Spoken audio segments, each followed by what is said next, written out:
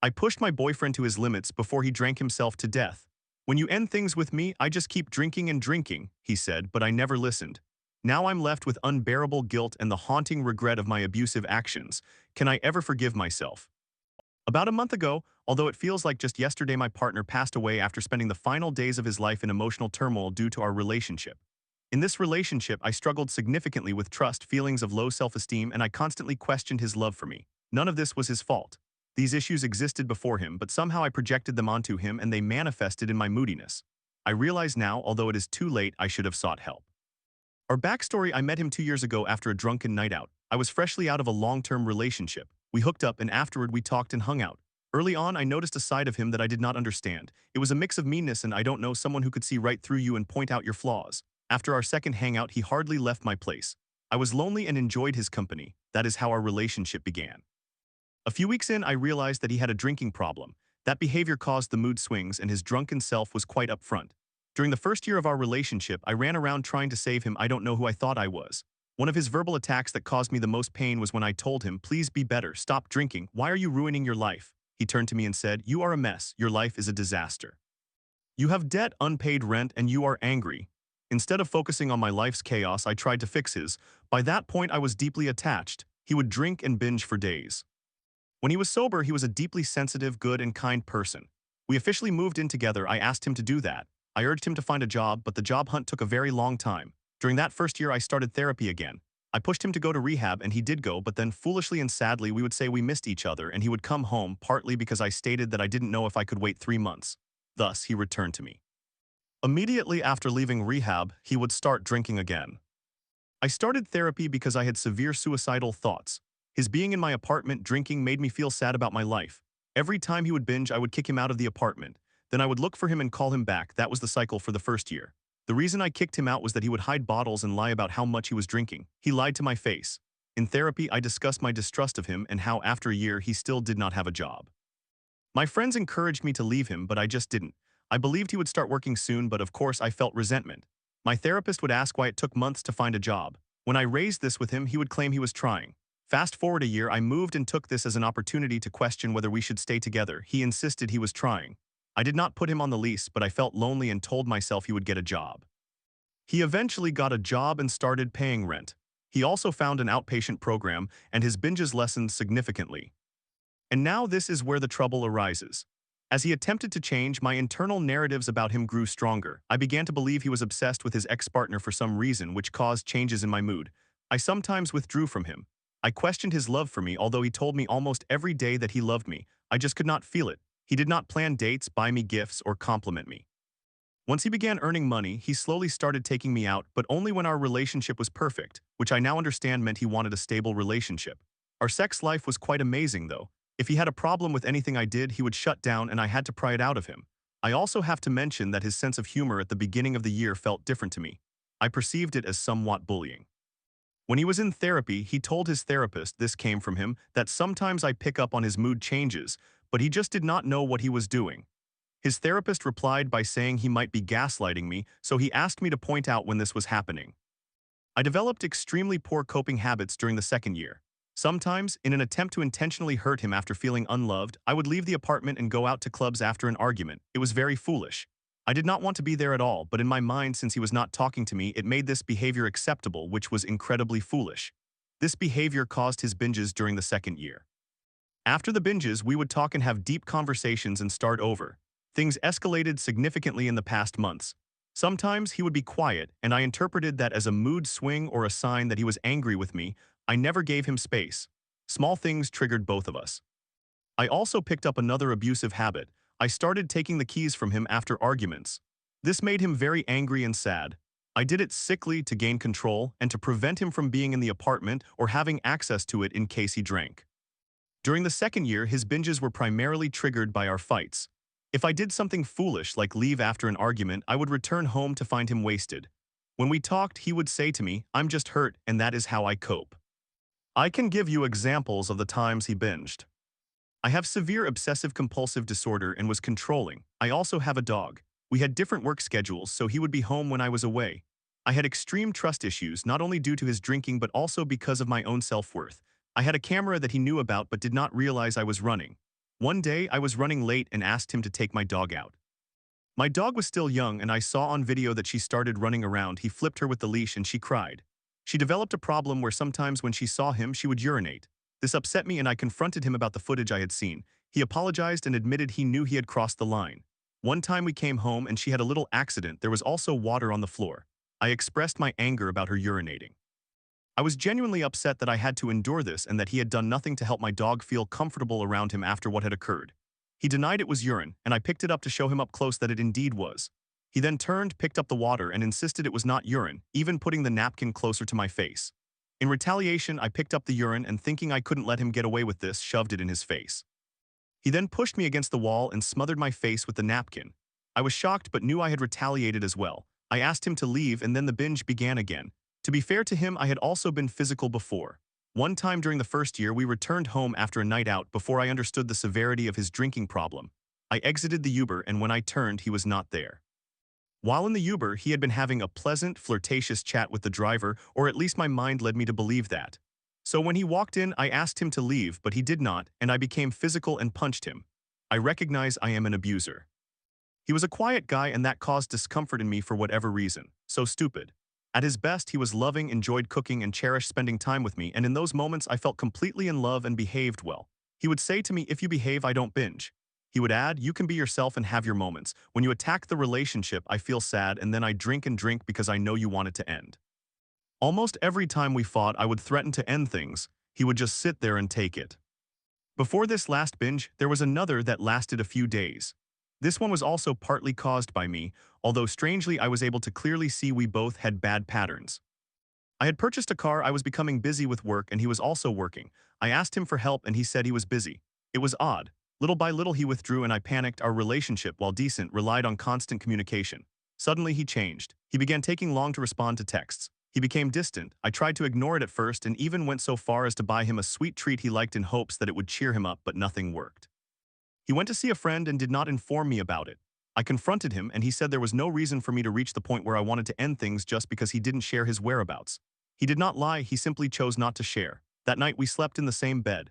I took his phone and ran out of the apartment with it. Truthfully, I did not think I would find anything I desired because of my retroactive jealousy. I wanted to see pictures of his exes. I did not find anything and returned home. By the time I arrived at the apartment, he was already drinking and that marked the beginning of another binge. When he came to and I asked why he had withdrawn from me, he claimed he felt unappreciated. When I asked for help at work, he explained that he felt like his time was not valued. Everything made sense. We were good until we weren't. Valentine's Day arrived and I felt so happy. We were in a good place after that binge. He worked with me that day and afterward we went our separate ways. We exchanged phones as he had no service and needed a phone for a job. Once again, my sickness urged me to go through his phone to find out about his past. I know I am sick. From there, I did not find anything, but I did discover porn. When he came to meet me, he wore this happy expression that will haunt me forever. Earlier, he had also made vague plans, lightly mentioning wanting to have dinner. It was Valentine's Day. While he was away, my mind raced and I felt low because of the porn I had seen. I thought we were good, so why was he watching porn? How foolish of me. I confronted him and he claimed I was crazy and that it was not his. He only called me crazy after I persisted. There was this back and forth. I cried and I noticed he had not bought me a Valentine's Day gift. I sobbed like an idiot. His reply was that he had tried but that they were out of flowers. He sat quietly while I talked, cried, and accused him of being a bad boyfriend. He replied that in his previous relationship they did not break up and make up constantly. Afterward, I apologized and suggested we go out to eat. He was now in a mood but agreed. There was tension when he pushed me to decide what I wanted. After that, we picked up some street food. I needed to return to work and could not spend the night at home. Before I left, I mentioned that I would stop by the next morning to spend time with him. I arrived at work and suddenly felt off, just sad. I guess the dinner was not enough. I went back and forth discussing with him the idea that perhaps he should go to rehab and we should take this time apart. He replied, not fully engaging but agreeing that he felt tired of my mood swings. The next day came and I had a doctor's appointment. I decided not to show up at our apartment during my work break. I simply did not feel it. Midday came and I thought I would surprise him. I walked in and found him entering with a large bottle of vodka. He wore a shocked expression and said to me, "This is partly your fault." I cried and he implored me to stop crying and take accountability. I think I just wanted to blame him. During that period, while he was in the apartment, I had to return to work and could not spend time at home. So my obsessive tendencies and controlling nature intensified. I saw him wandering around drunk in the apartment. Dogs and cats were not allowed in the room, but they were in there. I felt out of control and unable to do anything. I devised a plan to come home and get him out, even if it had to be physical. I am aware I am abusive. I wish I could turn back time and do things differently. I arrived at the apartment and he was wasted. I asked him to leave. It was foolish to do. You can't reason with a drunk person. I told him if he did not leave, I would call the police. He was indifferent. I searched for my car keys. He had been borrowing a car for work. After prior binges, when I kicked him out, he would sleep on the street. I knew I was cruel, but I could not be around him in his drunken state anymore. He constantly lied about drinking. Something caught my eye and I noticed the car key was missing.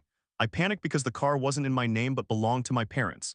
Thankfully, during his binges, he had avoided accidents, but as silly as it sounds, that was a concern of mine. I confronted him and he denied taking the key. This sent me into a rage and I pushed him and hit him. I am so ashamed of that. He did not react. I then grabbed a blade and threatened to harm myself. He took it away and then passed out in bed. I left. The next day, I called the police and he finally left. When I stepped out, I searched for the car and it was parked where it should have been. I doubted my intuition that he had taken the key, but when I checked, he was inside. I asked him for the key and he insisted it was not there. I left and part of me at that point did want out of the relationship. I told myself to let things be, unlike before when I would chase him to bring him home. The next day was hot. He came home for his wallet. I asked for the key, but he didn't give it. I believed he was still inebriated. Something inside me refused to fight for the key. I accepted my fate. He walked away. 2 days passed and I did not check on him. I wanted to move forward with my life. I forced myself not to. There was a friend trying to get him to rehab in exchange for covering the cost. That friend came a few days later and I informed him where the car was parked. I received a frantic call and ran out of the apartment. My boyfriend was dead. He was purple and stiff. I could not believe it. The man I loved so much and hurt so deeply was gone. There was no life left in him. He had drunk himself to death. I kept hearing his words replay in my mind. When you end things with me, I just keep drinking and drinking. I have so many regrets. I wish I could take back all the ways I hurt him. There were many. I wish I would have told him how much I loved him, although I did so very often. I wanted more and more of him, but he only gave me what he could and I was never satisfied. As a side story, he struggled with addiction for a long time. When he met me, it was his first attempt at rehab. He also confided that it was the first time he had fallen in love. For some reason, it was difficult for me to believe this. Since his death, I have been plagued with thoughts of ending my own life. He was such a gentle soul. I allowed my demons to win. I embraced my craziness and now he is dead. I have tried using drugs to connect with him, so foolish I know, and there is nothing. I am filled with shame. I want to be with him now. I do not deserve to be alive if he is gone. He was trying and I kept pushing and pushing. Say it all to me, please. Wish me dead. Then maybe I can finally go through with it. Story 2. After 9 years together, I was deemed a cheater for liking a few TikTok posts. Despite trying to prove my loyalty, my partner's constant doubts suffocated our love. Why would you say you love me if you can't forgive me? I finally gave up. Was it all worth it? I am exhausted by the ongoing doubt and unexpected outbursts. I was accused of being unfaithful because I liked some photos and videos from TikTok. I acknowledged my mistakes and promised to compromise, doing everything I could to regain your love and trust. A few months later, amidst the same doubts and outbursts, you discovered that I had an online friend with whom I had communicated on Discord years ago, well before I liked those photos. I admitted that it was my fault for being available, and I acknowledged that I should have avoided engaging with other women, which I agreed was foolish. However, I took the initiative to remove myself from that situation out of respect for you and our relationship. I genuinely did not realize there were any interactions that could have suggested this person was interested in me. I discovered it too late, which is why it took a full month of light conversation before it concluded. You cannot even categorize that as a conversation, considering it consisted merely of a few cordial greetings and an invitation to play over a month and a half. I mentioned that my friends could confirm nothing inappropriate was occurring, but you could not trust them either. All of this came to a head last December 2024. It felt as though everything was reaching its conclusion. I began to feel weary of the continual suspicion and sudden accusations of infidelity, with you comparing me to other cheaters and dismissing all my efforts because of my supposed disloyalty. Love became a burden. Unfortunately, I was too weak to recognize when it began to feel that way.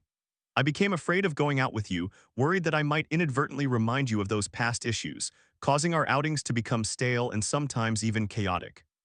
I kept pleading for your forgiveness, doing things I disliked because I wanted you to see my sincerity. I never enjoyed posting on social media nor the expectation to share certain events or thoughts publicly, but I did it solely for you. It reached a point where I was no longer pleading for your forgiveness, but for you to cease bringing up those sudden accusations.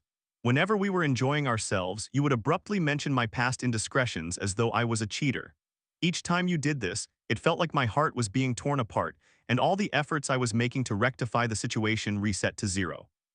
I am not perfect, nor am I blameless. However, I have never condemned anyone to this extent or caused them to suffer for days simply because I believed I loved them.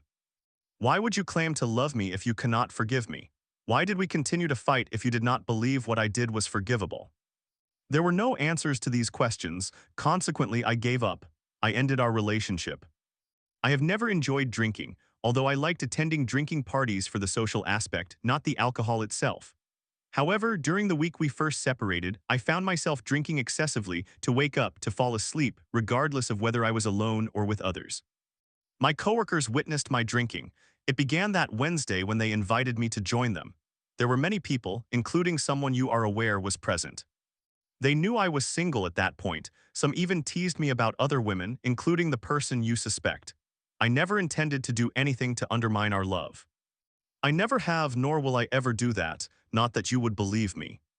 Reflecting back, I began spending time with others who also drank. It became a daily occurrence. As drinking buddies, we grew closer, but I repeatedly stated my intentions. I was there simply as a grieving friend and would not engage in any misleading behavior. On Saturday the 15th, we met and reconciled. I thought that when we reconciled, we had promised to avoid hurting each other again, including the sudden outbursts and constant doubts. That was not true. You never intended to forgive me or uphold our agreement. You only reconciled with me so we could be together again. I was unaware of that. The next morning, I felt elated and texted everyone I had consulted with, announcing that we were back together. You became upset, saying it was embarrassing. You publicly stated that we had broken up, discussing our relationship with friends in a way that would embarrass you for getting back together with me. I pushed back and became a little angry, but I compromised, promising to publicly express my intention to reconcile with you. At that time, we were not together publicly, because you had requested a month of cool-off status while still being together privately. It felt strange. Why did it seem that the opinions of the public mattered more to you following our recent arguments? The next day we were happy, chatting and sharing sweet nothings just like before everything unraveled. However, you did something peculiar. While I was going to work, you abruptly shared a post about cheating with me again. The post stated that I was unfaithful. Why would you do that? It saddened me perhaps even more deeply. You noticed my mood was different since I was not updating you every hour as I usually did. I did not agree to be on a call for the entire night while I was at work. I did not wait for you when you went to work at 8 a.m. instead. I left after an hour and went home at 7 a.m. Odd, right? That is not like me. It was always prioritizing you. Nevertheless, I still posted a memory of us before going to sleep because you requested it. After you returned home, I called you a few minutes later. I had just woken up. You told me you were feeling sad and that it seemed like I no longer loved you. Oddly enough, I never thought that was a possibility. I assured you that I loved you and was trying to change my approach by posting about you online, as that was what you wanted. I believed that in exchange for my less frequent updates and not waiting for you as I used to, I was proving my commitment. You said I did not understand you or your needs, so I asked you to clarify. You never did. We fought again and broke up. The following day, I made a regrettable decision, something I had never done in the 9 years we had been together. I reached out to the girl you suspect and simply said, "Hey." I was shocked by my actions, and when she replied, I quickly said, "Never mind." I informed her that I deleted a video I had taken of her when she was drunk and upset, crying about how her partner had been unfaithful to her. She responded with an edited video of me. I was frightened when I saw that video, but I replied politely, mentioning that I would seek playful revenge. I knew you had access to my accounts back then, but I didn't think to revoke your access because I never imagined it would affect you negatively. I apologize for communicating with her a day after our breakup. That night after coming home from work, you called and asked to meet. When we did, you confronted me about her, and I said things that upset you. I was dishonest. I regret how prideful I was at that moment. When you asked if I loved that girl, I said yes, fully knowing that I did not. I made several other lies that night. I lied out of anger. I was unwilling to compromise again. I argued that even if I had, it was ultimately fine, as we were already broken up at that point. I called your brother to take you home because I could not bear to leave you alone that night when you were in distress. After confirming you were home safely, I began drinking again. I drank whenever I had the opportunity after work with the same people you suspect. Again, I did not engage in any misleading behavior. I was present only to drink. There were videos taken where I could be heard saying that a girl was attractive. However, the full context was, "We will take a picture, then you will cover your face." You are so beautiful, yet you want to hide your face. How ridiculous. I did not intend to compliment her. I was trying to chastise her when they took pictures. You had access to my phone. My friends created a group chat and shared those videos and photos. You saw them and used my account to send a message to that group. We attempted to explain, but you were furious. You called me a few minutes later. I struggled to understand you, perhaps due to my drunkenness or the loud environment. I sent you a message asking where you were. You did not respond. So I went home. While en route, you called again asking about her. I showed you my surroundings, affirming that she was not with me and that everyone had gone home. I was on my way home too. You informed me that you were taken to the hospital and nearly died. I asked what had happened, but you hung up and did not answer. I went home.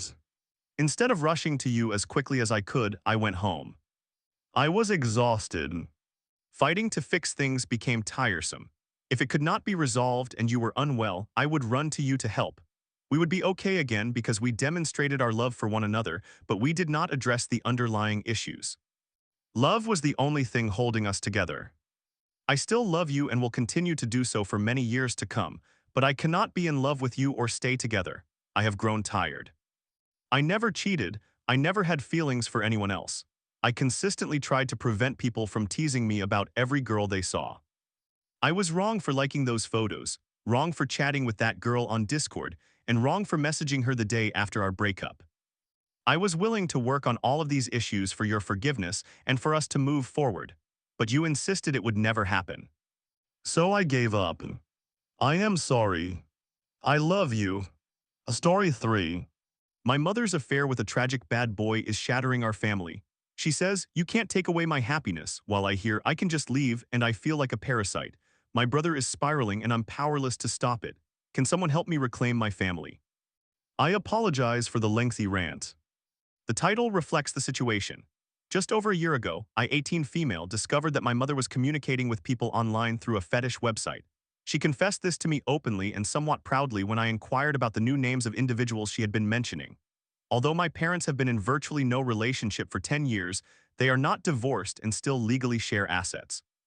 I was admittedly disappointed but remained silent, feeling selfish about my hesitations, as she made it clear from the beginning that she does not consider this morally questionable and views it as her right to freedom. Since then, I have tried my best to stay quiet and out of the situation, as I found the implications for our family dynamics challenging enough to accept. I understand that parents are just people, and if it had ended there, I would have managed to adjust and move on. Unfortunately, the situation has only escalated. Between my discovery of this information and now, two major challenges have arisen, initially small but gradually spreading insidiously until they have dominated our family life. Firstly, my mother's affair partner is undeniably unproductive. He is the self-proclaimed bad boy type and justifies all of his inappropriate behavior with his tragic backstory. This man is disrespectful, genuinely unbearable to be around, and a complete drain on my mother's generosity. He was still in another relationship, common law, when they met and only separated after his partner discovered the affair. Following that, he spent the next 6 months living in various motels, relying on my mother's time and financial support for food, laundry, travel, essentials, etc. He has 2 children, 17 male, 12 female, from a relationship preceding the one that ended due to the affair with my mother. She assumed responsibility to ensure he fulfilled all custody obligations with them, managing transportation and activities. During this time, my mother's car broke down while he was driving it, leading to thousands of dollars in repairs. We are now waiting to replace it. 5 weeks ago, thanks to my mother's organization and initiative, he finally settled into an apartment near his workplace, an hour from our house, and depended entirely on not just my mother, but also me and my brother, 12 male, for all support with the move. He does not have a car himself. He has been an endless burden, as my mother took on the responsibility of furnishing his apartment. Throughout this period, he has been nothing but disrespectful, creating an uncomfortable environment. He is awkward to be around and continuously delivers inappropriate comments, boasting about his ability to get a rise out of people. He is generally unpleasant, and I feel completely uneasy participating in this situation. I try to get along and be cordial with his children, respecting their relationship, but it is incredibly challenging. I feel like an imposter, an empty shell, as if I am contributing to the deterioration of my family, which both of them notice and believe I am selfish for.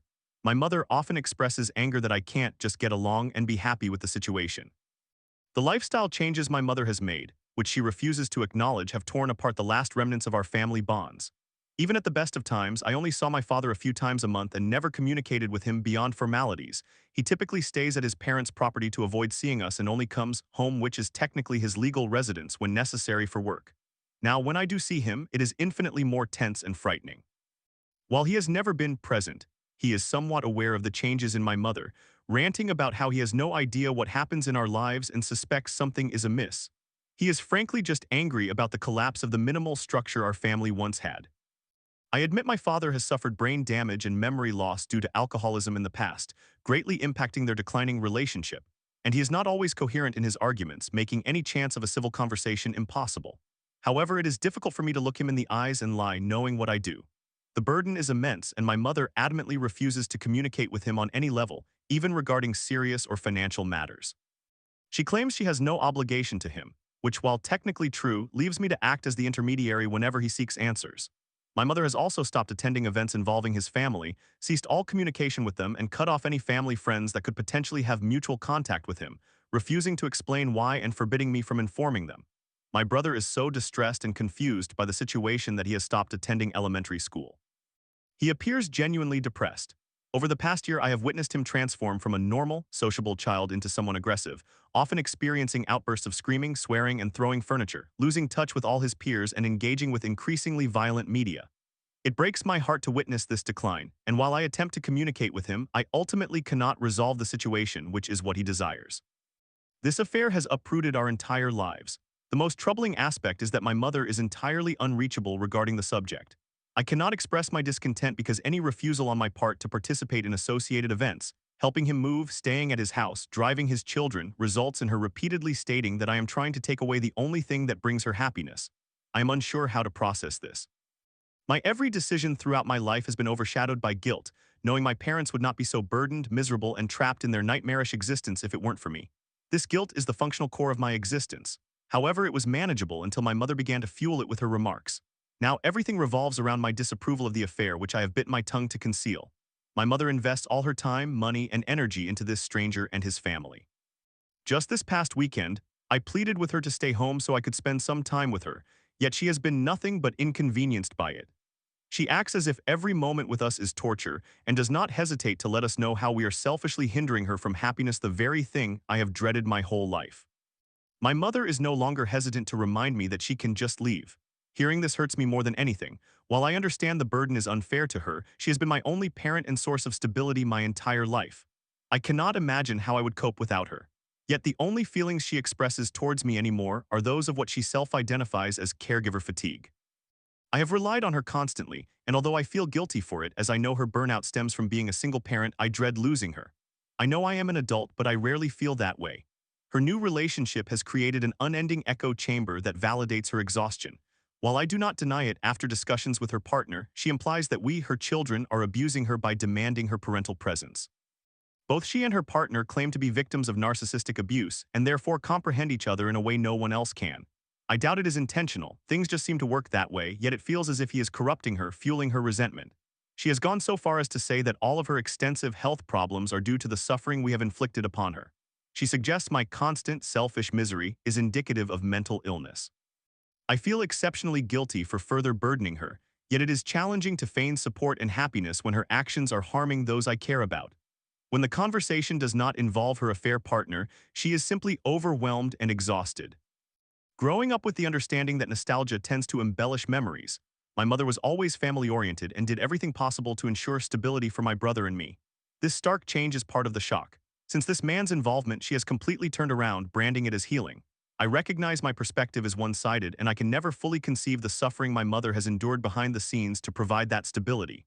Nonetheless, I feel betrayed by this loss. I cannot believe this is the life my mother envisioned. The entire situation leaves me feeling nothing but guilt. I am sorry this is what has become of my parents. I regret that the burden of my upbringing has led them to this point. Every feeling I experience concerning this situation drives me to question myself further. I grapple with the justification of my own existence. I am currently a full-time college student with 4 years of university ahead of me and only a part-time job. I live at home and do not possess my own vehicle. I understand it is expensive and unrewarding for my parents to support me, and I acknowledge that. I am at a loss about what to do next. I feel pathetic and parasitic, as if this entire situation is, in some subconscious way, my fault. I would resent me too.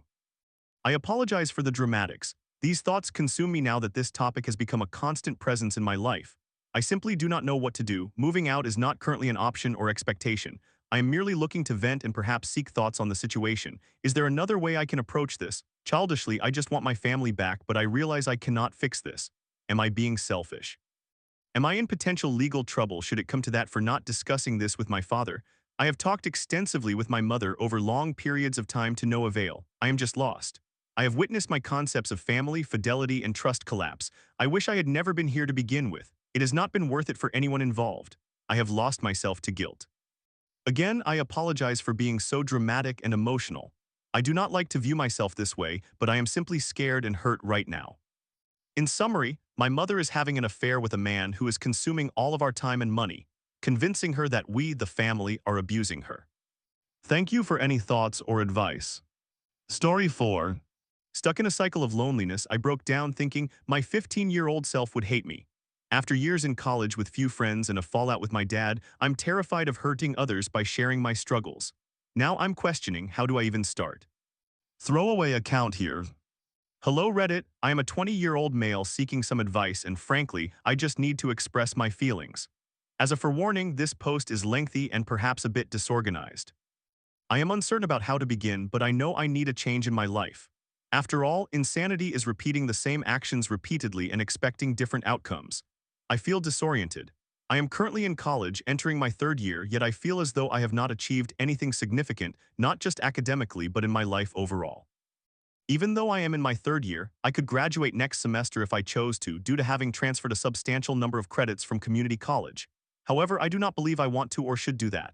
I have experienced feelings of this nature at the end of each semester, but last weekend I encountered an overwhelming wave of depression and had a significant breakdown. I have been in college for 3 years and I have no friends. I am acquainted with several people, but I can only consider them acquaintances. To provide some context, I was homeschooled and did not leave the house much. 1. I plan to discuss this further in another section and will use numbers to maintain clarity. I have even come to realize that I have isolated some of the old friends I once had. After moving away for college, I had a major disagreement with my father last year, resulting in almost a year without communication too. Consequently, I have not returned to my hometown for nearly as long, although I visited for a family birthday last week, which I believe triggered this emotional episode. Having not seen those friends, I also have unresolved issues with them that have persisted since our fallout. Following my visit, I had a brief discussion with my brother about my situation with my father, which led to some deep reflection too, and I was profoundly upset during my trip back home. The most painful part was realizing that I wanted to call someone and talk about it, but I could not think of anyone to contact. I have a detrimental habit of not discussing my problems because I do not want to burden others or complicate their issues with my own. Even more so, I have never shared my deeper feelings with them. I have listened to many family members' problems and tried to offer advice or assistance, but I have never really discussed my issues, nor have I genuinely desired to. Now, especially that night, I find it difficult even to know where to begin discussing these problems. I feel like I must explain my entire life story, as I realize I have had problems, possibly depression, though I am uncertain for a long time. 1. Returning to the topic of my homeschooling experience, I was educated at home in a relatively isolated location, around 30 minutes away from a small town. It was not like growing up on a farm, but rather some strange blend of rural and suburban life. Regardless of the reasons, be it homeschooling, my personality, or something else, I spent most of my time at home. For as long as I can remember, I have mostly stayed indoors, watching YouTube or playing video games, and I had little desire to go out, even for activities like quad biking or exploring, which my siblings and other children enjoyed. I played soccer for about 8 years, took guitar lessons, and helped my parents manage rental properties or accompanied them on shopping trips, as we lived far from stores, but other than that, I rarely ventured outside. I did not consider this an issue for a long time because I believed I wanted to be a YouTuber, so I did not mind spending hours watching YouTube or playing games. Now I am unsure whether that is still what I desire, if it is even attainable for me, or what I want to pursue as a career. I have maintained my major throughout my time in college. It is a well-respected field with the potential for a respectable or even impressive salary, and I believe I could succeed in it. However, I feel I lack the necessary passion for it. All of my peers appear excited about entering this field or have wanted to since high school, but I do not share that enthusiasm. Furthermore, since I have been feeling disoriented regarding a potential YouTube career, I am unclear about what I am truly passionate about. As I mentioned, a substantial portion of my life has been spent being introverted at home. I consider myself a quiet individual overall, but I am coming to realize that much of my life feels like a blur. I cannot recall many of my experiences and cannot determine whether this is due to some neurological issue or simply a result of having too few experiences.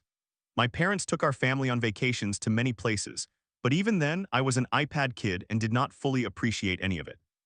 Honestly, I hoped I would improve in college, but for 2 of the 3 years, it has merely been a repetition of my childhood. The truth is, during the breakdown I experienced the other day, I kept thinking my 15-year-old self would despise me. I have not become as intelligent as I aspire to be. If anything, I feel less intelligent. I am not in nearly as good shape as I wish to be, and of course, I do not have close to the number of friends I had hoped for, nor do I possess any meaningful relationships. I have felt this retrospective weight each semester and have attempted to resolve it on my own, but I have come to realize I am afraid to take action because I do not know how. As I mentioned, I have spent so much time at home that I have never had to do many things, such as signing up for extracurricular activities or exploring independently, and I just do not know how to change this. Once again, I apologize for the extensive length and disarray of this post, but I am at a loss for what else to do. 2. I would also appreciate advice on a specific matter. I do not want to delve too deeply into details, as it would only make this post longer, but my father and I had a falling out nearly a year ago and we have not spoken since. To be candid, our relationship has always been fragile at best, but this recent fallout has been the worst we have experienced. It was for a very significant reason that has essentially divided my family into two opposing sides on the issue, and I am curious if what I am doing is morally wrong. I am attending college with minimal expenses due to a college fund my parents established for me, along with a generous scholarship. My parents purchased a property where I am studying, which includes one house to generate income, and I rent out the other room. Therefore, my living costs are minimal, aside from utilities and food, which is also covered by the college fund. Because of the fallout, my sister, mother, and I share one perspective, while my two brothers align with the opposite view. Nevertheless, one of my brothers, with whom I am close, believes I am being spoiled by continuing to accept financial support and live in the house provided by my parents. It is important to note that my mother is entirely supportive of my situation. My brother feels that I should either completely sever ties with my father and decline financial assistance, which I somewhat concur with. Perhaps it is spoiled of me, but my current mindset is that I should not penalize myself for my father's actions, yet I morally agree with my brother. If I choose not to engage with my father, that is the decision I must make, even if it means taking out loans to complete my education. I would appreciate any guidance on this matter. Another issue that struck me last week was overhearing a conversation between my roommate and a mutual friend. I caught part of the dialogue, and it included something about feeling like they have no friends and feeling like my roommate is the only person they can confide in. This made me reflect. I had hoped that I presented myself as someone others could talk to, and I strive to be there for people, but it is clear that this perception is not accurate. I considered inviting my roommate and the mutual friend, indicating that I am available if anyone needs to talk. However, I am uncertain if that would be appropriate, as it might feel awkward to impose that invitation, especially if they have not felt comfortable discussing these topics with me before. What should I do? Finally, I have one last question for anyone who has read this far. I sincerely appreciate your patience. About a month ago, I met a girl through my roommate. She's a classmate of his, and he is in a situationship with a close friend of hers. Consequently, we are all part of a complicated friend group. We hit it off and spent a few nights together after both of us had a few drinks, but nothing more than simply sleeping next to one another occurred. Neither of us had experienced that before with anyone else. However, it seemed like things were beginning to develop into something more, and I clarified to her that I did not want a relationship beyond friendship. This decision stems from my personal issues, which I previously mentioned in more depth, and essentially revolve around my self-hatred.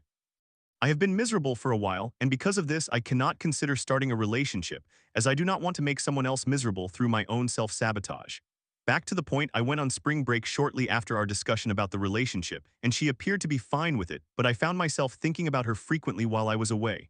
Our time spent together has been occupying my mind. Therefore, upon my return, in an effort to distract myself from her, I downloaded a few dating apps, not for dating purposes. This has also complicated my thoughts, as I remember promising myself I would not join dating apps when I was younger, and I feel I have let myself down, hence I plan to delete them. Again, back to the point, I noticed her on one of those apps, which she seemingly joined around the same time I did. I sent her a message joking about it, but I am uncertain if she even saw it, and I have not talked to her since. Primarily, this is because I haven't seen her much lately, and it appears as though she is avoiding me as well. My question is, what should I do in this situation? This entire scenario feels completely beyond my control. If you have read this far, I commend you for your dedication. Thank you for taking the time to read what I have shared. I would greatly appreciate any advice you can offer. I genuinely do not know if this is the most effective way for me to initiate change, but I understand that I needed to do something. Thank you once more. Story 5. Heartbroken at 31 after discovering my boyfriend's love letter to his ex, I confronted him. I love both of you. He flew 17,000 miles to her but claimed it was for his healing. Nothing happened, he promised. Can love survive betrayal, or am I just a backup? On Thanksgiving morning, I, a 31-year-old female, discovered a love letter that my boyfriend, a 37-year-old male, had written to his long-distance friend who is also 37 years old and female. We have been together for 2.5 years, and I relocated 17,000 miles across the country to be with him around our 1-year anniversary.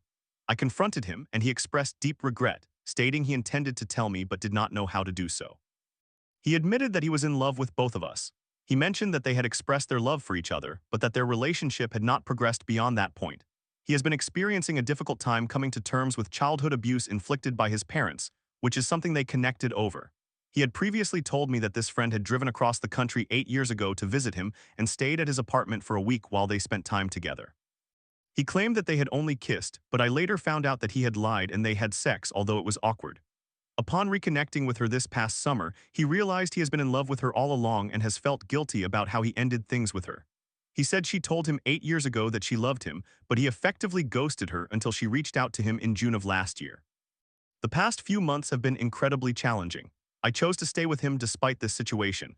I remained with him even through the lies when he assured me that he would stop communicating with her. I stayed when I asked if they were in contact, and he told me they were not, even though I had seen a text from her on his phone just 10 minutes earlier. I continued to be with him when he concealed a gift that she had given him. I tolerated his secretive behavior regarding his phone. He has my password, but I do not have his.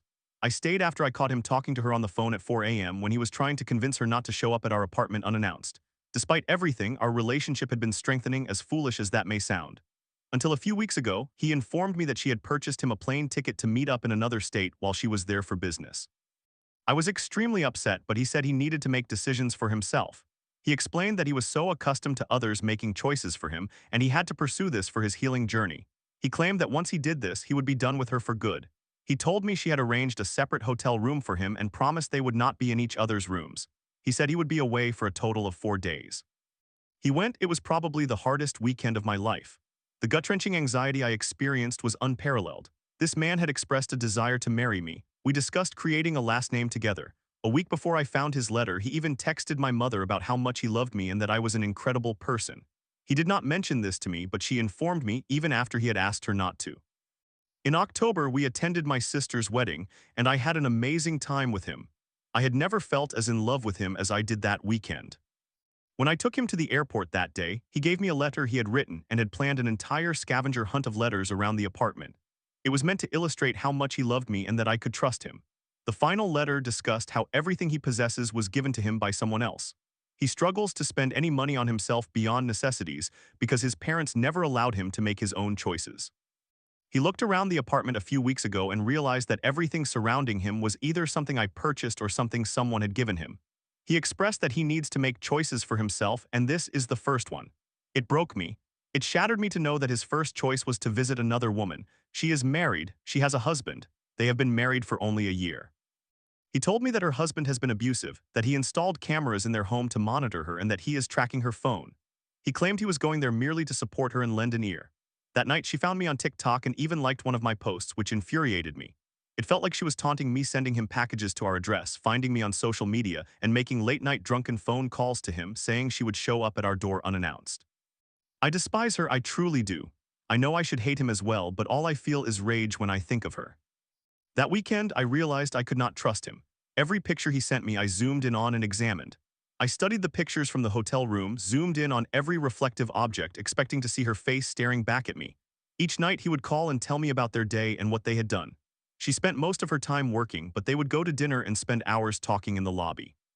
We would hang up and I would think about how he was likely walking to her room to meet up with her again. On the final day, I told him they needed to discuss their feelings for one another because I could not continue living like this. He stated that was not why he went there, but I insisted that I did not care. I told him he needed to make a decision, and he claimed he had already chosen me, but I did not believe him. I told him that if he needed something physical to happen between them, I would not stand in his way. He assured me that would never happen. When he returned home, we talked.